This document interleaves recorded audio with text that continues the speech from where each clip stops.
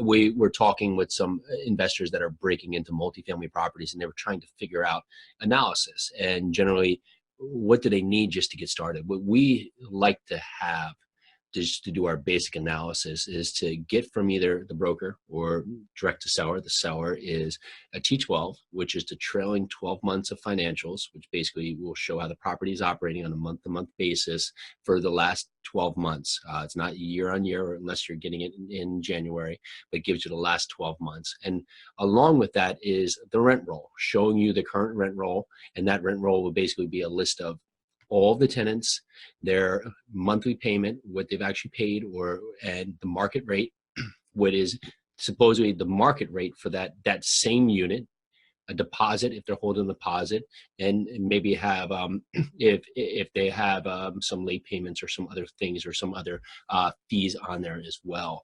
And past that, if we can get, and it depends if it's done by a broker or not, in OM, an operating memorandum, just giving more context on the property and a more description on the area.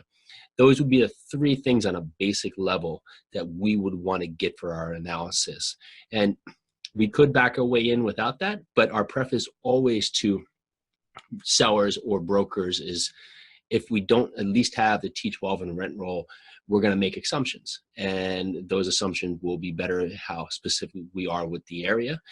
But ideally, knowing what the property is doing, we're able to give them a more outlined offer if it makes sense to us, and really just have less questions, even though we're going to ask a ton, coming to the initial talk about their property in general.